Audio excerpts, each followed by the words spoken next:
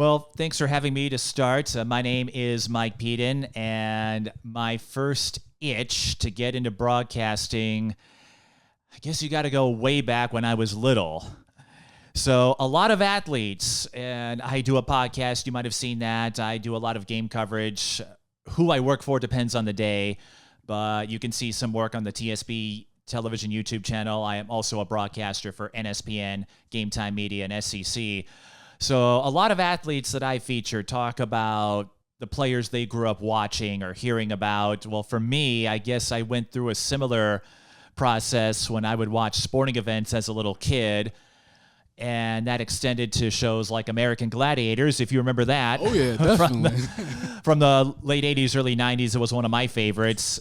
And they always had a commentator, at least one, talking about what they were seeing. And I always thought it was cool that you could make a career talking for a living, just describing what you're seeing. And then you learn there's more to it than that. So I guess American Gladiators was one of the earliest examples, and it led to a surreal moment years later, many years later, during the pandemic when I didn't have a whole lot to do. I reached out to some of the former contenders, and one of them, Peggy Odita Hodel, who was one of the most decorated women's athletes on the show, got back and said, yeah, I'll do an interview. And I got to interview someone from my childhood, or someone I remembered from my childhood. But as I got older and watched more sports, I was always enamored with the likes of Pat Summerall and John Madden, who were in the NFL together for many years. Al Michaels a little later on. Oh, yes. From Minnesota, shout out to John Madden. That's right. I think he was Austin. Yeah, yes. People don't know that. That's yes, okay. Austin. Oh, you're right. Yeah, my brother knew that too. But you're right. A lot of folks don't know. I know he didn't grow up here, but he was born here. And I think Lou Holtz too, right? I think Holtz has the some legendary Minnesota Notre Dame ties. coach. You're right, No, there are plenty of broadcasters that started here, but I've always said Madden and Summerall were the quintessential duo because they knew their roles well. And I'm not quite at their level yet, but as the saying goes, I'm still building up the ground game, helping the little people. And 19 years later, it has kept me in one piece. So you talked about watching sports growing up. Did you play sports at all? Not a whole lot. I was maybe a little too competitive for my own good. I really hated losing as a kid, so I would get really mad. And over time, I'm like, you know what? If I'm a broadcaster media member, then nothing I say or do will change what happens. So in other words, it's more fun because I know nothing I do will influence what happens, so I don't get wrapped up about it as much. So I thought, you know what? I'll let the players, I'll leave it to the pros, and I'll just stick to this part because it's a little less stressful, if you know what I mean. It's different when you're watching a game versus playing it, where you don't have the pressure of trying to beat your opponent. Or if you go to state, I don't know what your background is in terms of how far you went, but you mentioned graduating in 2011, so you got to see the Johnson State tournament runs, the undefeated run they made, and it's different when you're a player versus when you're out there shooting highlights and you're capturing the next generation, but you know whatever happens, hey, it's a game and it's out of your hands. So, yeah, I would have loved to play a little more. It would have given me a little more insight into what an athlete thinks or does, but Mina Kimes comes to mind, the NFL reporter, where you don't always have to follow that background to become an expert. It can help, but you see how well Mina can break down teams and roster signings, trades, and all of that. And you know, she didn't play a snap, but you can tell she knows the game. Right. No, definitely. It's all about having the knowledge, really, when you say that. That's what it's all about. I know a lot of people try to limit people when it comes to that, for sure. And put them in a box for what they know. And then so we're used to seeing you behind or in front of the camera. And like we've told you, we've seen you since high school. So we're used to seeing your face, know who you are. But have you done anything behind the camera at all? So we see you in front of the camera. Have you done anything behind the camera? Do you film yourself? Do you edit? Anything like that? Actually, I do. It's on my social media profiles. I do list multimedia specialist because I do kind of the one-man band operation that you hear that term a lot for news reporters that work at the local news stations where they have to film and edit their own stories. I did something similar because when I started 19 years ago, it was a lot more difficult to do live streams compared to what we have now. Smartphones weren't even a thing yet. When I started, 2006 was the very first game I called. The iPhone wouldn't come out for another 6-7 months, from what I can recall. So through my connections, I got my start with the St. Paul Neighborhood Network, one of the community stations. SPNN? Oh, yep. Classic. My dad used to put in a lot of work there, man. Oh, He yeah. had like plaques hung up. Oh, who's your dad? Dwayne Kennedy. Dwayne. Okay. I don't know if I remember him exactly. I think I might have. Like, I've heard his name. I don't know if I met him in person, but the name does sound familiar. But that connection gave me access to a lot of the equipment and programs to edit video. And so I would go out, tape games. It's a lot easier now. I mean, I'm older folks are going to look at me and go, yeah, you rookie.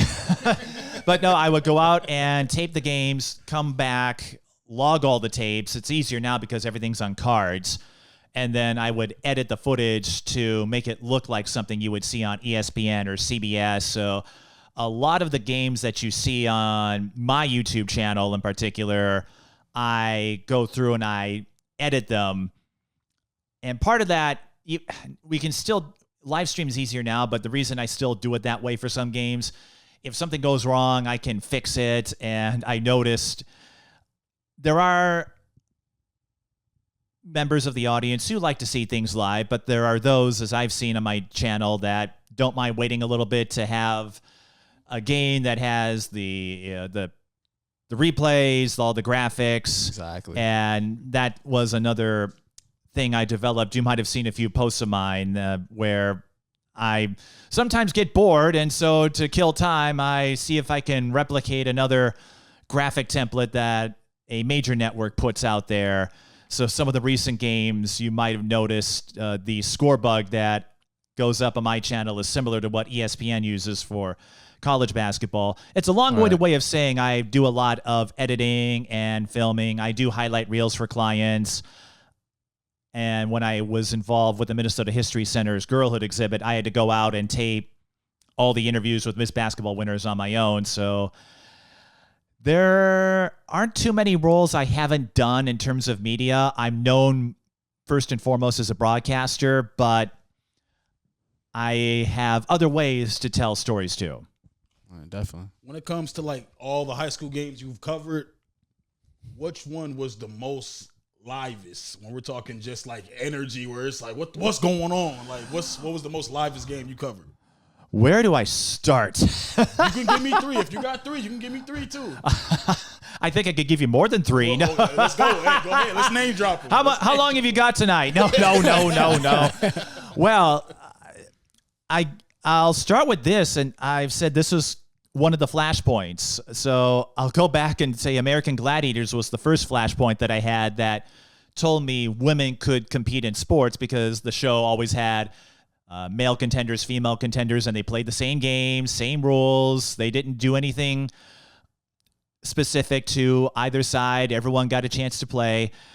Years later, when I picked up the mic for the first time, this was the era of Angel Robinson, and Taylor Hill was making her way up. I think Kiara Buford referenced that when you had her on your podcast last week. So And we have clips from your old footage in that episode. So shout out to that. Shout out to him for that. It was Kiara who said, if it wasn't for me, a lot of content would not exist. No one would ever know how good she was, or the rest of that group. So I was in St. Paul at the time, and I still hang around. I'm not too far away now. But we had a lot of talent in our backyard. And Kiara, I think, talked about how the inner city was a hotbed with Central and South, Minneapolis North. I know they didn't win state after 05, but Brianna Edwards was on her way up, and there were a few others, I think, in Roosevelt. I could go on down the list. So I covered the Twin Cities girls game. It was, I think, the second of however many meetings Central and South had, Central Minneapolis South and girls basketball. It was a snowstorm that day in the Twin Cities game, but the gym, and South isn't the largest gym, but even so, we had to pack in like sardines just to get our crew in there because the bleachers were full. Kiara talked about people being turned away. That was that game? That was, 2007. Wow. It was Angel Robinson's senior year. Taylor Hill was making a name for herself, and everyone wanted to see that game. All right. So that was the first livest game that I've covered. A couple years later, and it's funny now because people will see me at boys games and they go, Mike, I didn't know you covered boys games. I'm like, yeah, I do. You never know where the next story might be. So I'm not going to poo-poo on the boys just because they don't have the number one recruit all the time. It's like, hey, I first of all, the check cashes out the same. And as you two have noted and others, you never know who will be impacted by your work. So I'm always happy to do one. But a couple years later, Central and Johnson, this is when Johnson had the 32-0 team, and St. Paul Central fielded some really athletic, talented teams with Scott Howell over there. I think you've talked about. Oh, we're talking boys basketball now. Yeah. Okay. Well, this is the second livest game. So I did one of those Central Johnson regular season games at Central, and the gym was sold out because I think I was there. I had a good seat. So did I. I think Ben Coleman, the late Ben Coleman, was with me calling that game, and that, you know what? That's how I got to meet Colin Moore for the first time. Shout out to Big C, man. Shout out to Colin Moore.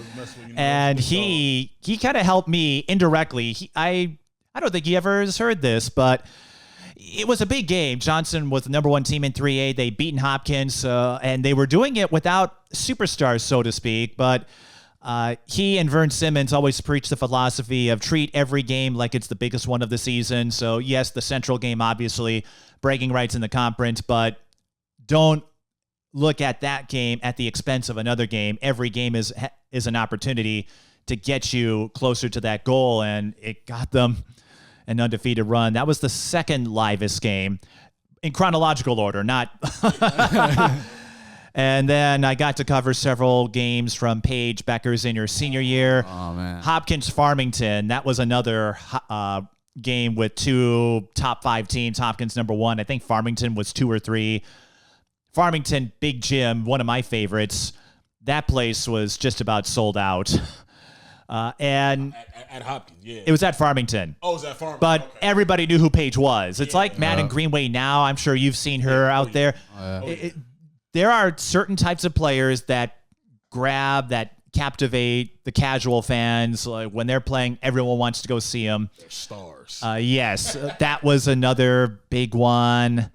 And yeah, she didn't draw the crowds as much, but in terms of livest games, anytime I got to cover Andrea Adams at Como Park, you knew you were in for a show. She had this quiet, reserved demeanor about her off the court, but when she went out there to play, it was like beast mode, flipping the switch.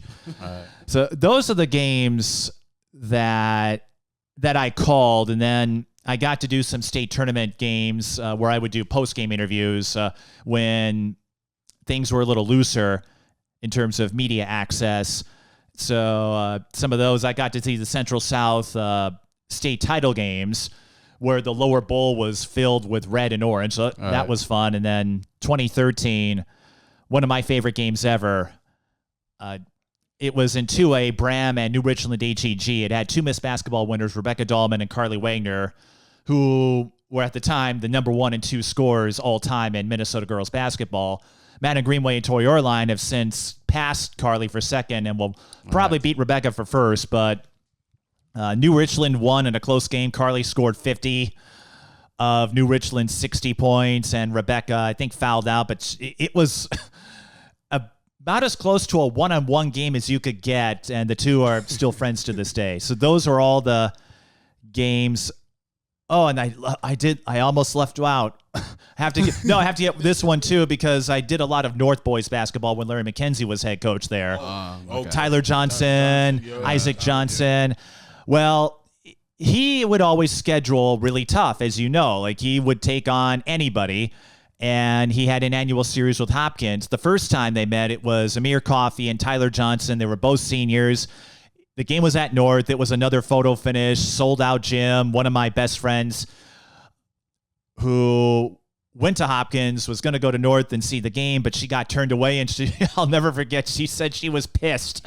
I don't know if I'm allowed to say that on the podcast. You good. Okay. She was angry that she couldn't go to the game because she wanted to see it, and it was just one of those really fun games, and it's kind of cool to reflect on that, to see where both have gone. Amir Coffey has been in the NBA, I think, now for several years. Oh, yeah, still playing. Tyler Johnson won a Super Bowl, and he's... Tyler Johnson just got signed to the Jets, I saw. Got signed to the Jets.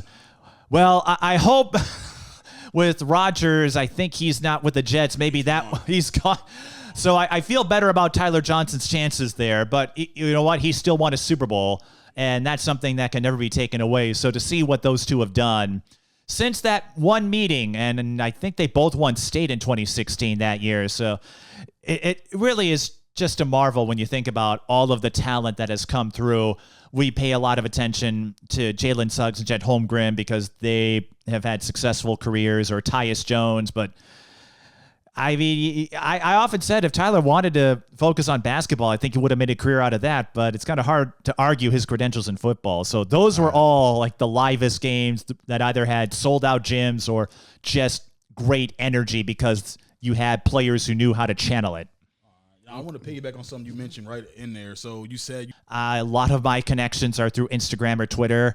And so with some of the barriers in that sense out, it's like, okay, do I miss getting the chance to interview players right after they win a state title? Of course. But if you don't mind not being first, I can get them at a time where I don't want to say it's better, but they have a chance to reflect on it more because you've been there in post games.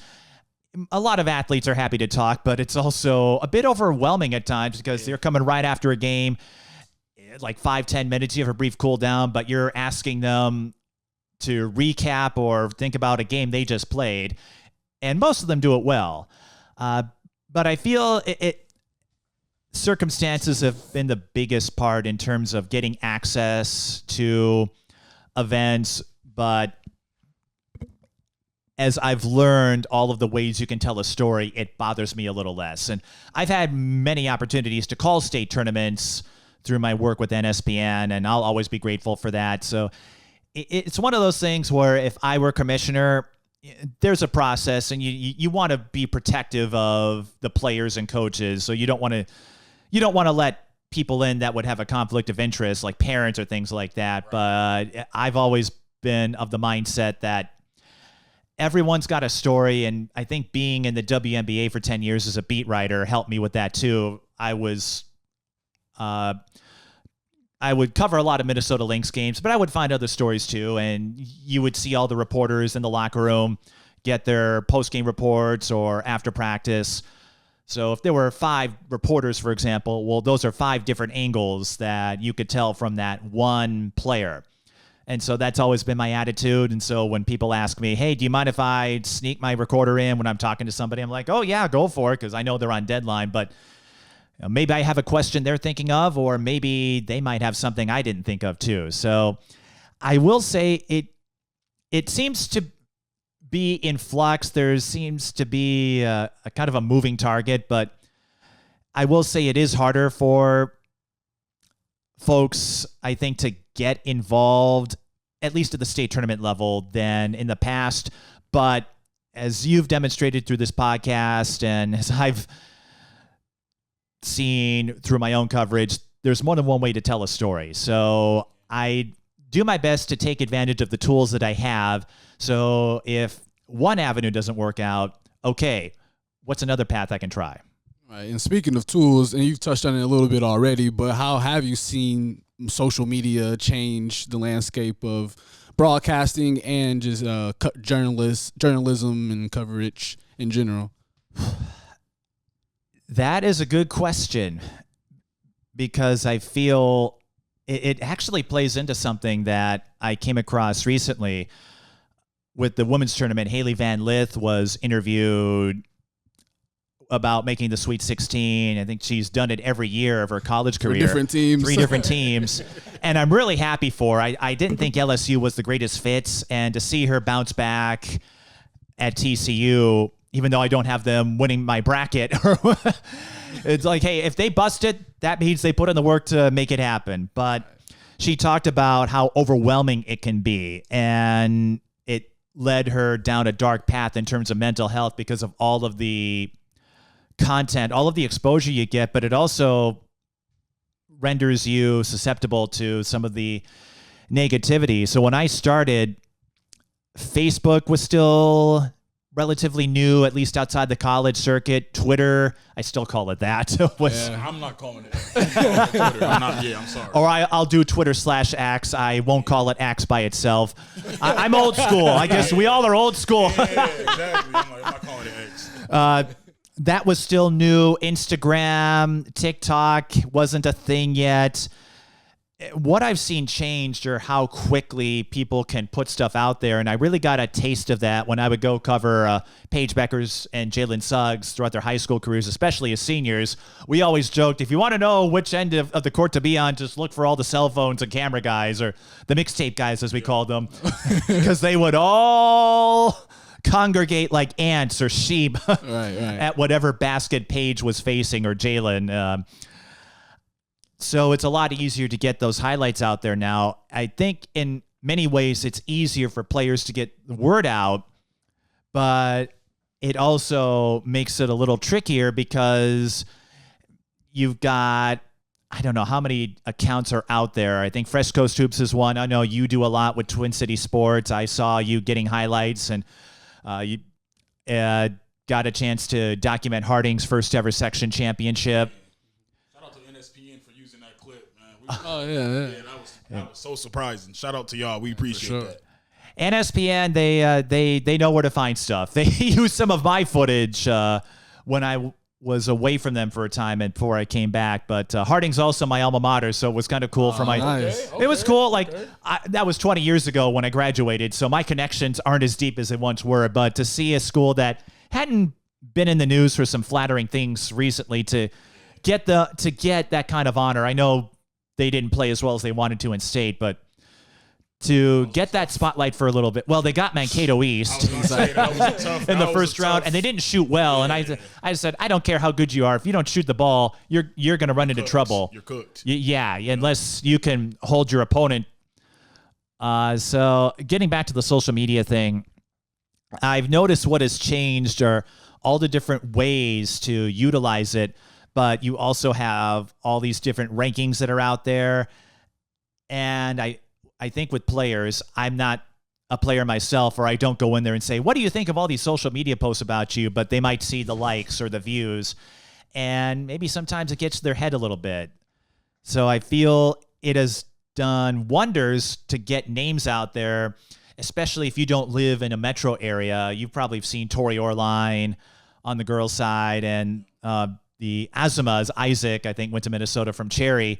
If it wasn't for social media, how often will we hear about these players? Yeah. So it can do a lot of good, but there's also a note of caution, and that's something another friend of mine, Danielle, I reconnected with her. She has a son who's 8 or I think 9 now and is playing youth football, and she runs his social media accounts and is doing what she can to inform him of the pros and cons, and just to make sure, hey, you don't get so caught up in your rankings or how many views you've got that you forget what it means to play a sport for fun. So it's something that can help you, but I would say proceed with caution too, because you are much more than how many likes or views you get on Instagram.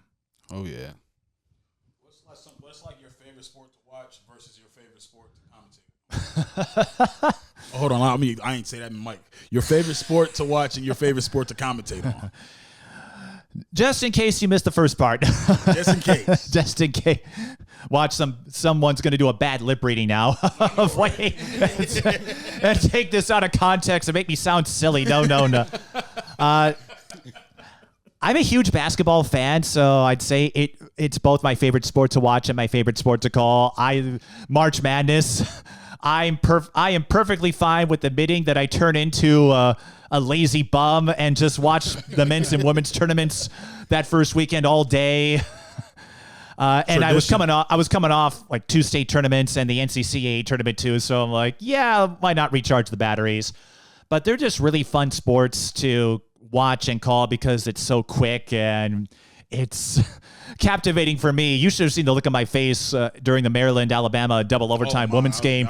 I had Maryland in my bracket advancing to the Sweet 16, so I was like, That's crazy. And then I didn't have USC winning, but then my heart sank after seeing Juju's injuries. So that gives you an idea about how much I love watching it too. Get well soon, Juju. And it's also fun to watch. You know what? Let's let the action breathe for a bit.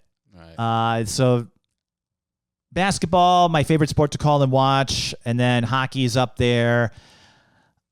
I'd say lacrosse is another one that I'm starting to get into. Baseball, softball. I mean, there really isn't a sport that I don't like calling, but basketball would be my first choice. And then watching, I think basketball and football are the 2 sports I watch the most.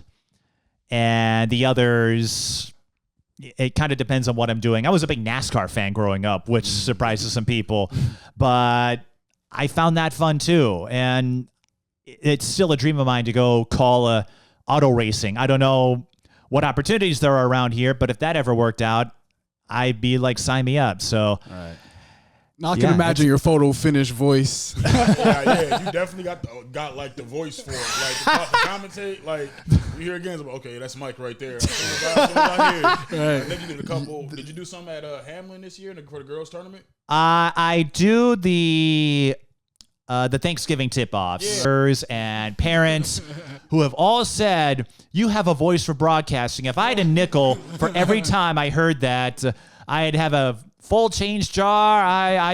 I'd be making a few trips to the bank to sort out those coins in that coin machine.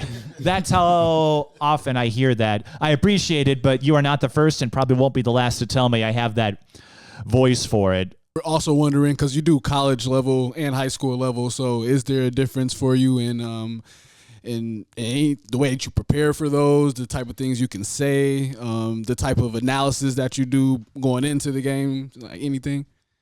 I'm glad you brought that up because there is a difference. It's more pronounced if you go higher up the chain to the D1 level, but even at the smaller levels, so I got to do the NCCAA tournaments, the Division II tournament, North Central and Crown have been host sites for the men and women. And I've dabbled in some other small colleges. I do the Region 13 tournaments at Anoka Ramsey for NSPN. And I got to make my Division II debut for Northern Michigan. Oh, nice. Because their announcers were on assignment and they needed someone to fill in when their team was on the road to Blake Concordia. So I got to call Northern Michigan men's basketball for a couple of radio stations in the UP. But there is a difference. The biggest difference is the amount of information. At the high school level, you're dependent on what coaches or student managers post. You know what I'm talking about. Oh, we know. It's really difficult, or I should say the degree of difficulty increases when you get to schools outside the metro because they're not always in tune with that. So when I cover, especially like the Martin Luther King Classic at St. Catherine or even the holiday tournaments, I'll look for teams. I'll punch them up on girls basketball, boys basketball hub and find no stats at all. Sometimes I won't even find a roster. And then I have to go bug the coaches. Can you send me your notes so I don't sound like an idiot? All right. And if you can't find that information, I think Dick Stockton, who's retired, he was the voice of the NBA back in the 80s. If you remember watching, I don't know if you remember personally, but if you've seen archives of the Lakers-Celtics rivalries in the 80s or the Bad Boys and the Pistons, he called all of the big games. And he relayed a piece of advice to Mike Breen, who is the lead broadcaster on ESPN. Preparation helps, but reaction sometimes is more important than that. And what he meant by that is if you're calling a game and if you're not paying attention, folks are going to be like, well, what game are you calling? So it does help to have that information, but in the absence of it, my strategy is stick to what you know, say what you see, and we'll just have to draw from a smaller sample size in terms of observations. All right, man. When it comes, you covered a lot of sports, you know, in Minnesota. When it comes to all the athletes you've covered, what top 3 come to mind the most? I had a feeling I might get a question like this. Yep. It doesn't have to be talent, but just like for you, like made that impression on you. No. I'm not afraid to say that. I've got a lot. Well, as a writer covering the WNBA for 10 years, I've always said my favorite WNBA athlete, Maya Moore. But Maya Moore, one of my favorite athletes, I thought she was one of the best all-around talents, and then I got to cover the Lynx dynasty. 3 does not do these men or women justice, but on the men's side, Jalen Suggs, I think I said once, he did some things that I wouldn't do, but I never held it against him. Jalen wasn't afraid to embrace his talent. And he understood it too, because there were folks that would try to come at him for being a little cocky and whatnot. But I remember when he and his team went to St. Peter for a road game, and there was a St. Peter athlete, I think with Down syndrome. They put him in. He scored a bucket. Everybody was mobbing him on center court as if they won a national championship. So, yeah, Jalen brings a certain flair to the game that might turn people off, but he also understands the bigger picture as well. And he had, I think, some great mentors. Brian Sandifer, his AAU coach, who you had on.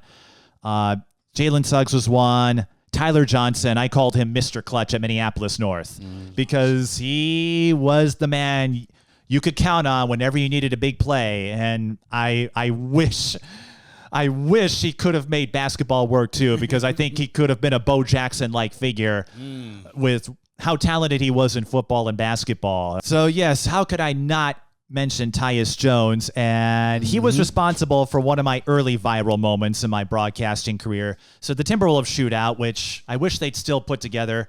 That was a lot of fun, seeing all of the teams from around the country come to play. Right. I called a dunk of his. It's still on my YouTube channel because the Wolves. I know exactly which one you're talking about. Good morning, Minneapolis. When he's coming down the right? Or he grabbed a steal, or to Broxton, his teammate got a steal. Jones was streaking down court. It was a fast break, and Tyus, not known for his dunks per se, but he had the vertical. Yeah. And my partner was dumbfounded. And so he was at a loss for words, and so I just chimed in with, "Good morning, Minneapolis." Lindsay Whalen shared that clip because I remembered, you might remember, Tyus was on the Lynx scout team. Yeah. So they all knew who he was before the rest of us found out. So she shared it to her Facebook page, and one of her friends thought I was Paul Allen. Oh, that is funny, actually. So he gave me a viral moment, and I have one more when we wrap up that I want to share with you that I forgot to mention in the intro. So, and then top 3 women's players. Angel Robinson. You got to. Angel. If the WNBA was expanding then like they are now, right. I've often said this, I will say it till I die, she would have made a team. Easily. Right. The only reason she didn't is because they didn't have enough teams or enough spots. Politics, exactly. Right, there's that too. Well, and then she got drafted the same year Mayo did, and that's when the Lynx turned into that super team. So exactly. The timing wasn't great, but you know what? She had a great overseas career, and her handles, she was a lot of fun. I kind of wish I got to cover more of her games, but even now, she still remembers me. When I caught up with her at Tartan a couple of years ago when she started as a coach there. I hadn't seen her in years. I go up because I'm trying to get starters, all that. She recognizes me and goes, "Hey, how's it going?" And she has told me to this day, "Yeah, you gave us this platform before anyone else did." But Angel Robinson was just a tremendous joy to watch. Oh yeah. I went back and scrubbed through her highlights for the Girlhood project I did with the Minnesota History Center. Her handles were something else. Oh, yeah. Behind the back passes, underneath legs, her timing, her cadence, second to none. Shout out to A-Rob. Yeah. Taylor Hill. Taylor was, Legend. I don't want to say the first superstar, but I feel like she was the first of the modern era just as all of these channels were sprouting up. She made it to the WNBA too, right? She did. She got a few years out of it. She was a state champion like Angel was, had a great career at Ohio State, and I feel like maybe her career wasn't as, in the WNBA, maybe wasn't as successful as the three players that went ahead of her, and Della Don and Skylar Diggins and Brittany Griner. But you know what? She got to go pro out of it. She works at Nike now, and she's got a son who is in the sport. And what she has done for this state is immeasurable. There are at least three Miss Basketball winners that came after her that told me the tales of either playing with her in AAU or watching her games. Paige Beckers, it seems obvious, but the way she carries herself, Olivia Olson is like this too. Oh, yeah. They are terrific athletes, talented scorers, but when they're not scoring at the rate they're used to, when their shot isn't falling, they don't get rattled. They find other ways to step it up. Paige, an awesome facilitator, as you've seen at the high school and college level. She has those behind the back passes down like Angel did. Olivia, I think, brings a strength in rebounding, and she can also set up teammates pretty well. So they're multifaceted players, and it shows every time they take the floor. I think I did a Hopkins game where Paige only had 10 points, but she had 7 assists and was hooking it up with Lele Chacolas, KK Adams, Amaya Battle, Maya Naji. It certainly helps to have teammates of that caliber, but seeing that up close and personal told me she was going to go far, not just because of her talent, but she understood what role best suits her from game to game and when to utilize that. So those would be my three in a long list of them. Good list. There's just so many, as you two have seen, that have made a difference in this game. Yeah, so very good conversation. Very honored to have you here. We were kind of surprised that you did want to come on. Happy. Surprised? Yeah, I mean, you've had Brian Sandifer on. He's not exactly a nobody. Kiara Buford. She's at the U of M, and she's in the Central Athletics Hall of Fame. Yep. So you've had some pretty distinguished guests here. Yeah, Don't sell yourself short. I mean, that's my way of saying that you've been doing big things, and so we appreciate you coming through. But just let us know what's coming up for you personally, for your platforms, and let us know. Yeah. Well, I guess we'll have to see what happens, because the History Center project, I know I've plugged it a couple of times, that was not on my radar until their media developer found my YouTube channel and contacted me, and that led to this whole thing. So I'm always keeping my options open, but we'll be getting into the spring sports season with NSPN and the other stations. I'm also prepping to cover another handball tournament. It's with the USA Team Handball Association. I got to cover their tournament in Las Vegas last year, and they liked me well enough to bring me back. So they moved the tournament from June to May, but I'll have a chance to cover that again. And I would say, wherever there's a sport, I'm there. So the basketball season, we take a little time off. I do cover a couple of exhibition events like the Sizzle Hoops, middle school games. I did that recently. And then Crystal Flynn has her Triple Threat Girls Basketball Showcase. I've done that for a few years, and I'll be doing the All-Star Series for both the boys and the girls, hopefully. And then that story I wanted to get in there, you two might enjoy this, which speaks to the celebrity status that I've gained. I sometimes forget about that. Seriously, I go cover games and I don't think much of it, because for me it's, okay, what's the next assignment? But last year, I went to Brianna Edwards' birthday party. I think you know who she is, Minneapolis North. She was also a really... She was nice. Yay, but also like, oh no, I got to find somebody. But what she's doing with that team. I went to a birthday party of hers, and one of her best friends was there, and she was chatting with another guest, and we're all engaging in small talk, and so we're just doing the water cooler stuff, and I go, hey, I do broadcasting. I've been doing that for 18, 19 years. And as I mentioned, some of the work that I've done in some of the schools and some of the teams and players, her best friend, her name is Shaniqua. I hope you don't mind I'm plugging you.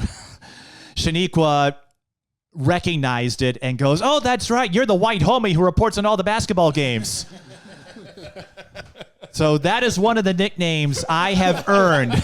I have yet to put that on my business card, but you know you're doing something right when people are calling you the white homie who does all the basketball games. I don't know when this happened, when people started to recognize me, and then this past year, I've had more than my share of players and coaches when I introduce myself who go, "Oh, we know who you are." Yeah, I recognize you like instantly. I'm like, do people have nothing better to do in their spare time? They sit around watching me? I guess so. But it's a compliment. It's an honor to have that kind of recognition, to know that kind of work is being seen by athletes and coaches, and then to hear, I'll leave you with this too, those Miss Basketball winners who grew up watching Taylor Hill. Well, I had a hand in that. I covered a lot of Taylor Hill's games early in my career. Nia Holly, a couple of times, told me the story of watching my broadcasts of Minneapolis South games. And when she mentioned the players, I'm like, wait a minute. Those are games I did. You were watching me all those years ago. And so when she got to meet me for the first time, it was like meeting a celebrity, I guess, because here is this guy whose voice she grew up listening to, interviewing her after winning state, and now I've covered her games at Two Rivers, and she's doing a terrific job over there. She and Brianna, it's really cool to see them take over programs that didn't have a lot of recent history and are building something. I think they still have a step or two to go before they become bona fide state tournament contenders, but what Brianna's done at North, turning North into a 20-win team, Twin Cities championship. We'll see what they can do next year with sections, and Nia Holly taking Two Rivers to a section final with a group of players who maybe aren't superstars, but they're getting a lot out of them. And it's a small world, this thing called basketball. And I think the older you get, and you, I think, will experience this if you keep this up with what you do at Twin City Sports. You're going to run into people who either remember you as players, or down the road, they're going to remember the times you showed up and got highlights or video of their games. I know those Harding kids are going to look back on that, and you will have the highlights that they can go back to. So I'm looking forward to seeing what you two can do, and I guess we'll have to see. Yeah, the whole squad. I was going to say, this. I guess AAU's coming up, but yeah, this off season is going to be a whole lot of fun. I know I do. We got some spring sports. Oh yeah. So you're gonna. That's right. I mean, track. You've got. Flag football is going to be a thing. You might have seen the Vikings are helping out with that. So 51 high schools are doing flag football. No. They just put it out there. A bunch of metro schools are involved. Actually, one of my friends from North is going to be playing flag football. It's a club sport. Okay, and then boys volleyball, that's going to be a sport now. So I did hear about that. So so just I wanted to get a couple of those stories in there because I thought you'd enjoy it, and it just speaks to what you can do when you have good intentions at the center of your heart, all of that. But yeah, it's spring sports season's coming up, and then before you know it, I'll be gearing up for my 20th year of basketball. Let's get it. Go, man. Let's go. Finish strong, man. Keep it